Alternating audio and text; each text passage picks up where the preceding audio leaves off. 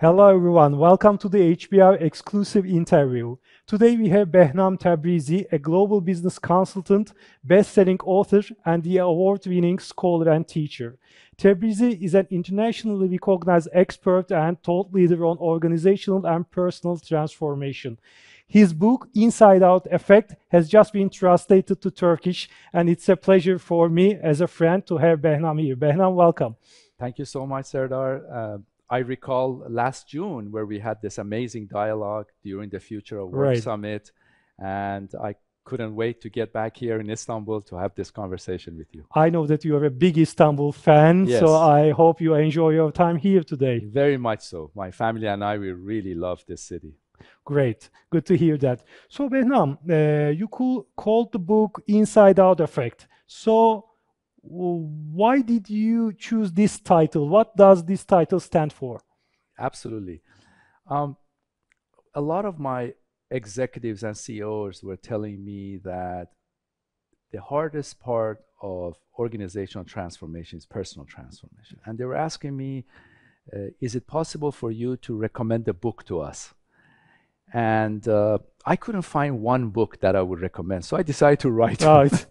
It's a nice case. Exactly. And I was I was doing a workshop for a group of people who worked in the government within Santa Clara County, which is where Silicon Valley is. And I still was looking for a title.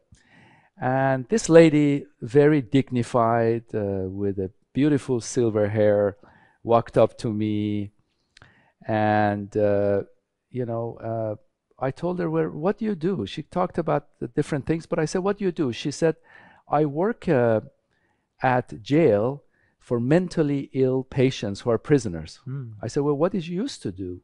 And she said, I work for Standford Hospital.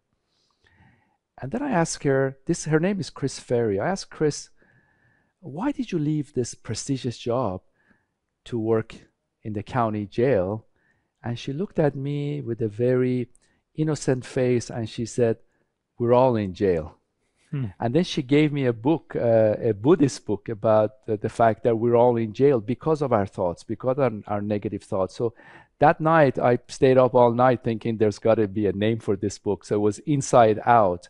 And it's really about, there is we get caught a lot in our mindset and in our thoughts, and the key is to find the best version of ourselves and then bring it out to the world. Right. And so forth. So come out of that jail, if you will. So that's the inside out effect. Great story. So what's your personal story? And I know you have been putting a lot of emphasis on self-awareness in the book and in your speeches as well. So what's your story? Yes, well, a big part of the Inside Out Effect book is we ask for people for the defining moments of their lives. What is it, when was it where you kind of had those big epochs in your life? And for me, it was when I was 3.5 years old, when my parents got divorced. And I still recall sitting on the stairs of our house where this strange looking lady was looking at me, and I asked her, who are you? She said, well, from now on you can call me your mom. And now I know her intention was really pure, but at that time for a kid to go through this was just traumatic, if you will. So for me, I went on to this journey of, well, from now on I need to compete with not just my own brother, but the children that my stepmother had and so forth, for the love of my dad. So my whole life was really about getting great grades and show it to my dad. And my dad went to Harvard Business School with scholarships, self-made man, Azeri origin, from Iran, born in Tabriz. And so that was my goal, and that's what I strive for, just to make my dad happy. And it was up until around 2000, where from outside looking at my life, it looked perfect. People thought that I'm really lucky I work at Stanford, I'm well known and so forth, but I wasn't really happy. I have great family. So I went through this journey of personal transformation. And it was then that I realized true happiness is about serving others, not just me, and making my dad happy. And my dad by that time had died, so it was kind of getting out of that shifting and coming up with what is it that truly inspires me and how do I serve people around the world. So for me, that was my story. And when I wrote this book, I talk about this. I talk about my own personal story of going through this journey.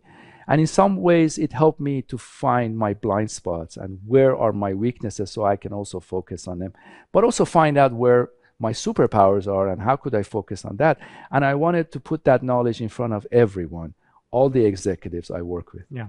As HBR, we have been covering a lot of stories, writing a lot of articles about people's disengagement, especially in the business world. And we have been hearing a lot about great attrition, silent quitting. So there is something wrong, Behnam. People are not happy, especially the white-collar workers in these plazas and office buildings. So what's the root cause of this problem? Yes, that's really a good question.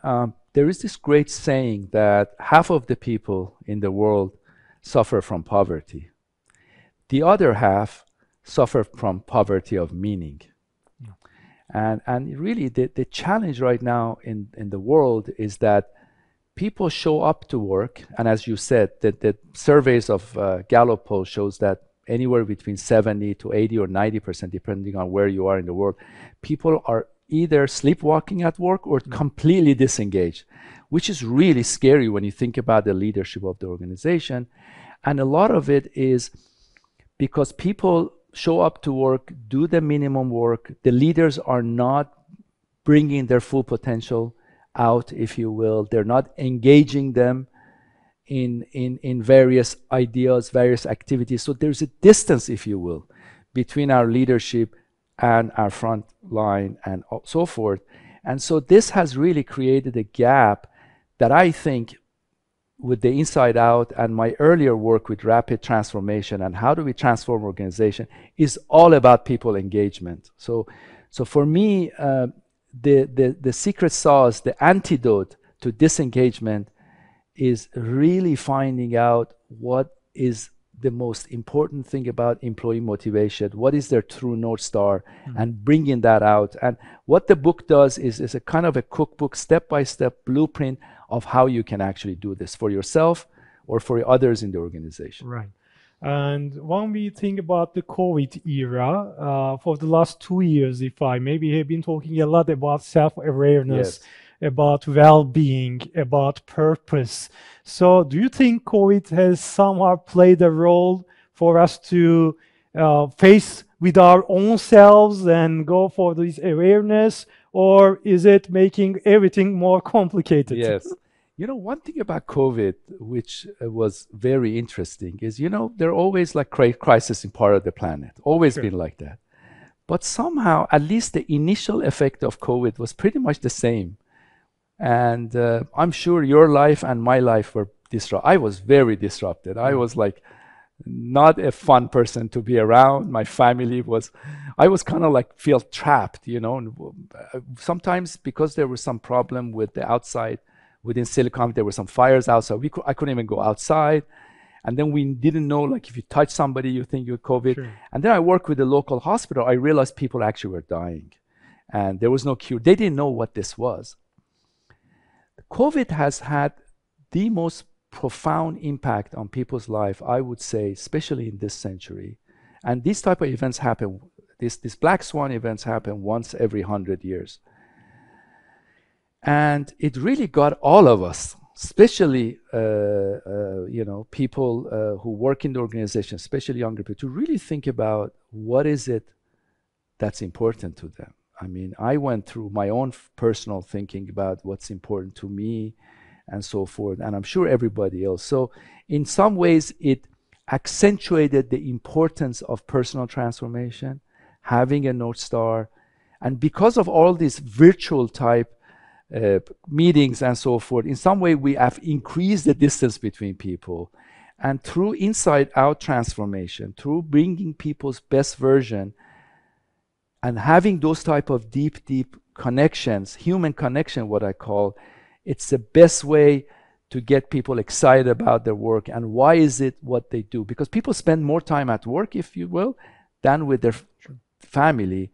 And COVID really, I believe it has accentuated these type of questions. Yeah, maybe for the upcoming decade, we will be seeing a lot of research done about the effects of COVID in organizations and in personal transformation as well. Maybe this will be one of the positive sides of COVID, but we have been talking a lot about the self-awareness and also inside out and bringing your best self, but these are hard to do things. So what just struck me in your book is that you bring a very simple three-phased framework for that. So can you just move us through a little bit within this framework and show us how we can do this? Absolutely.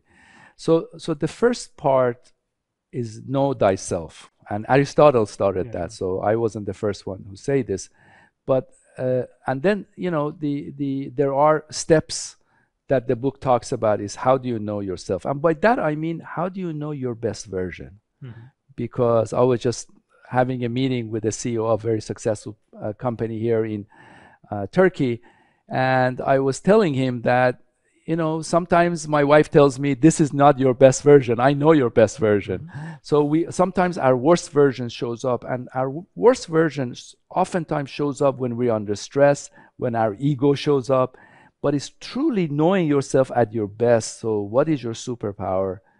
But that's not enough, because information is not transformation, Serdar. So what's important is now you need to also be that person. And finally, I believe that that's when you're ready for leadership. Now, this is very iterative cycle, so you don't need to know perfect who you are. You need to know, you don't need to be perfectly be who you are to lead, but it's a start of a journey. It's a journey with no mountaintop. And the key is you announce who you are at your best. So others around you, like my wife, the people I love, people I work with, they can hold me accountable for my best version. So in some ways, we're all co-opting everyone to make sure you show up at your best, if you will. Great. So this is the first part. This is the B part, right?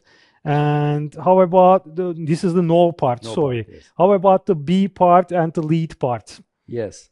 So the B part is very critical, because you can never be your best version all the time. And that self-awareness you talked about earlier in our conversation is so important. Whereas now that you have defined, and this book has spaces where you fill out, like, what is my value? What is my personality type, and so forth. So once you define who you are and who, you know, knowing who you are, the B part is not only you yourself holding yourself accountable, but also others holding you accountable. For example, right before this interview, as they were putting these things in my ear, I was focusing on who I am, because I have come up with that statement of who I am at my best.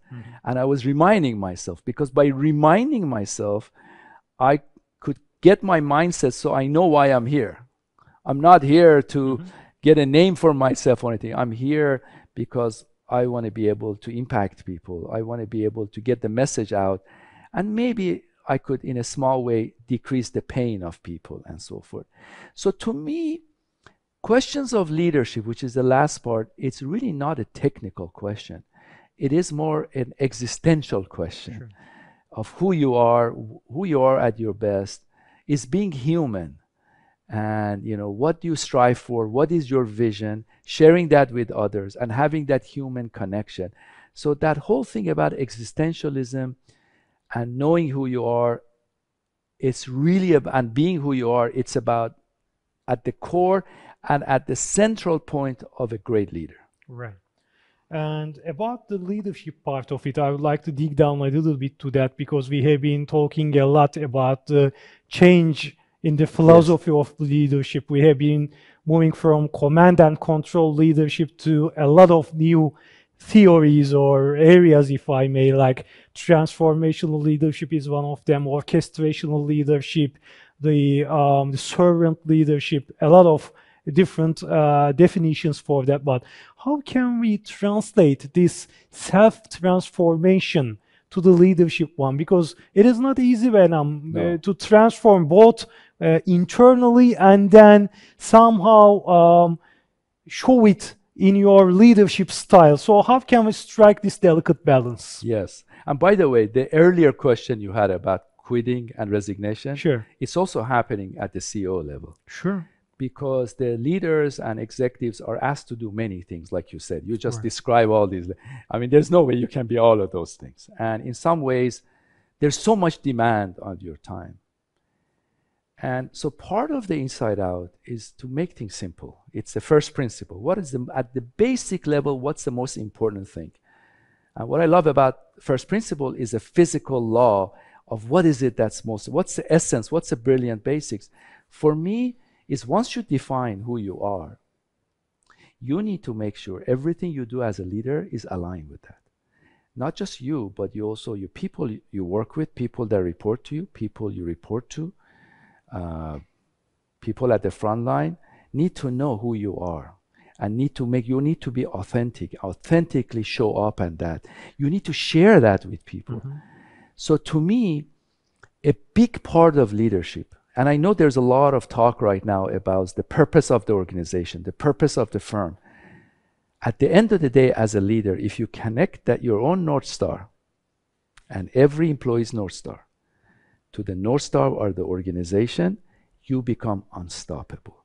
And by the way, Microsoft did that for all their employees. So for me, that alignment is critical. And then it helps you through the fads of life, the new flavor of the month, because you can navigate well, if you will. Yeah. Speaking of authenticity, just a follow-up question to that, Behnam. It also requires to declare or show your vulnerabilities. If you don't know something as a leader, you have to say, I don't know it. But sometimes most of the people, especially our generation, thinks that it is a weakness. So what's your take in that? Being authentic needs to show your vulnerabilities, but now people would like to see strong leaders. So what is the trade-off there? That's very interesting you say that, because I agree.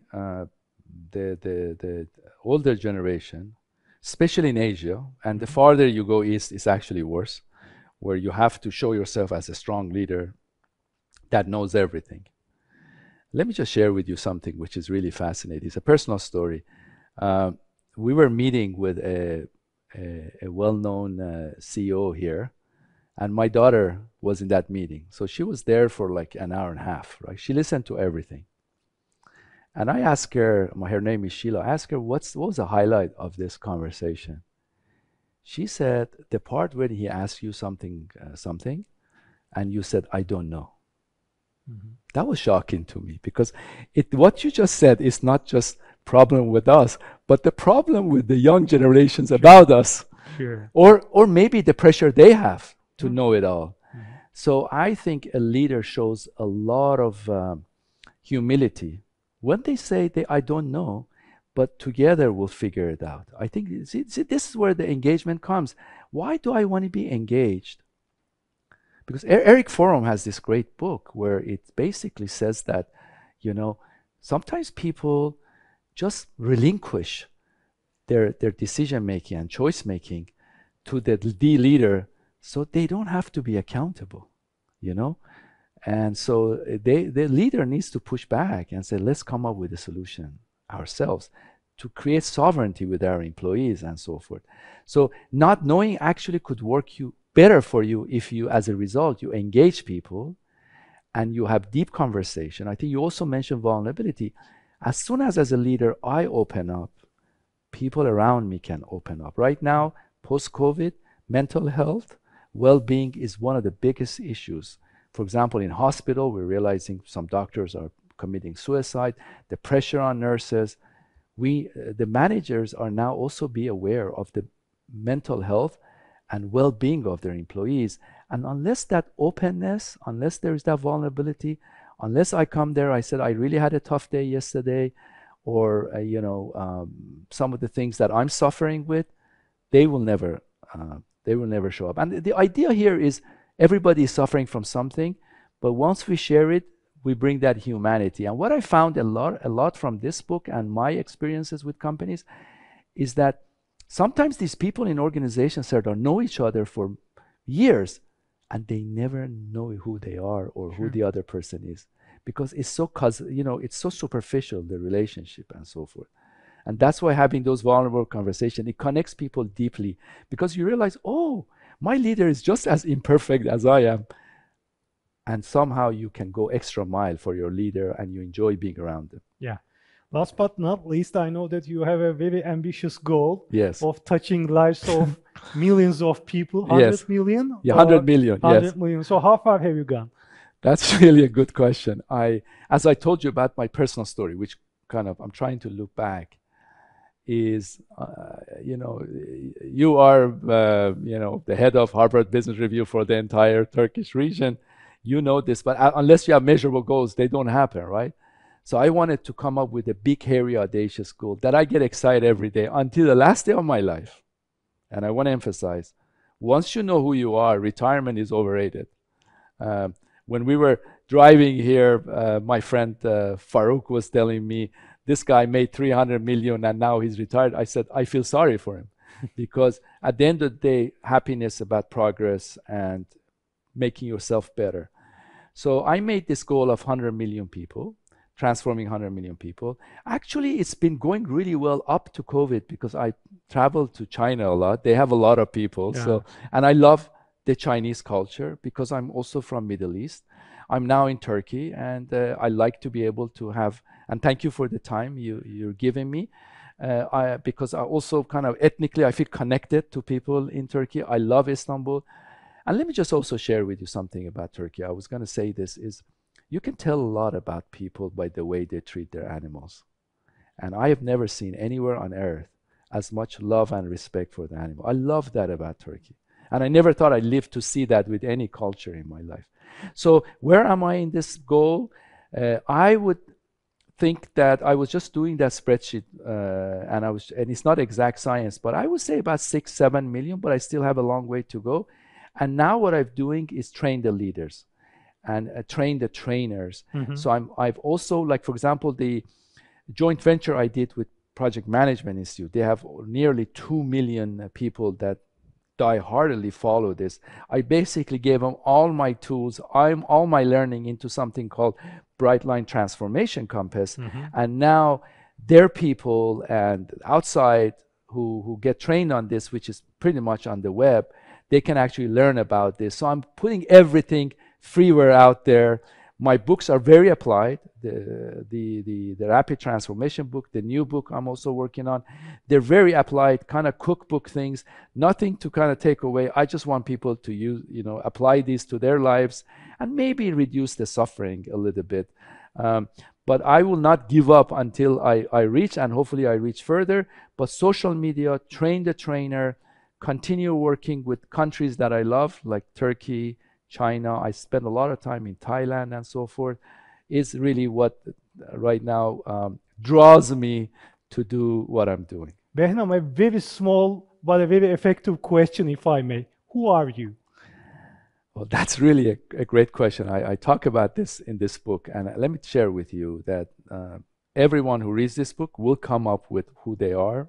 And one of the things I share is that there's going to be new version, new version, new version. So mine has gone through 10 edits, but this is the kind of like a prayer I tell myself, like right before this interview, I told myself, and that is, I am the possibility of unconditional love, infinite and abundant passion and energy and charismatic presence to transform people, students, executives, organizations and countries while upholding my highest integrity. And I think the last part is very important to me. Behnam, thank you very much for being with us today and sharing your insights. Really appreciate. Pleasure to be with you, and I look forward to have further conversations with you, Serdar. Sure.